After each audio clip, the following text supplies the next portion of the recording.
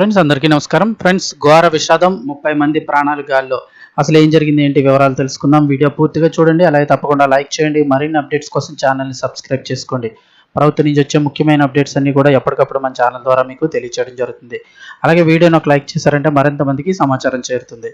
ఇంకా వివరాల్లోకి అయితే వెళ్ళిపోదాము. మధ్యప్రదేశ్లో ఘోర విషాదకర సంఘటన చోటు చేసుకుంది. 30 మందితో వెళుతున్న పడవ మునిగిపోయింది. మధ్యప్రదేశ్లో ఘోర విషాదం చోటు చేసుకుంది. జబల్పూర్లోని ప్రముఖ పర్యాటక కేంద్రమైనటువంటి బర్గీ డ్యాంలో ఘోర ప్రమాదం జరిగింది. పర్యాటకులతో వెళుతున్నటువంటి క్రూయిజ్ బోటు నర్మదా నది బ్యాక్ వాటర్లో అకస్మాత్తుగా మునిగిపోయింది. ఈ ప్రమాదం జరిగిన సమయంలో బోట్లో 30 మంది ఉన్నట్లు సమాచారం. నర్మదా నది బ్యాక్ వాటర్లో ప్రయాణిస్తుండగా వాతావరణం ఒక్కసారిగా మారిపోయి బలమైన ఈదురుగాలులు వీచడం మొదలైంది.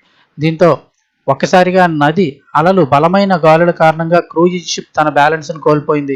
దీంతో ఆ షిప్ క్షణాల్లో నీట మునిగిపోయింది. స్థానికంగా పడవ నడిపేవారు అలాగే అధికారులు వెంటనే సహాయక చర్యలు ప్రారంభించారు. ఇప్పటికీ కూడా ఇప్పటివరకు సుమారు 15 మందిని నీటి నుంచి సురక్షితంగా రక్షించారని చెప్తున్నారు. రెస్క్యూ బృందాలు 4 మృతదేహాలను వెలికి తీశాయి. ఇంకా గల్లంతైన వారి కోసం డైవర్లు అలాగే ఎస్డీఆర్ఎఫ్ బృందాలు కూడా గాలిస్తున్నాయి. అయితే మరొక సమాచారం ప్రకారం చూస్తే కనుక పడవలో 35 నుంచి 40 మంది వరకు కూడా ఉన్నట్లుగా చెప్తున్నారు. అయితే ఇప్పటి వరకు వారిలో 7 మృతి చెందారని, దాదాపు 18 మందిని పోలీసులు సురక్షితంగా కాపాడారని అయితే చెప్తూ ఉన్నారు.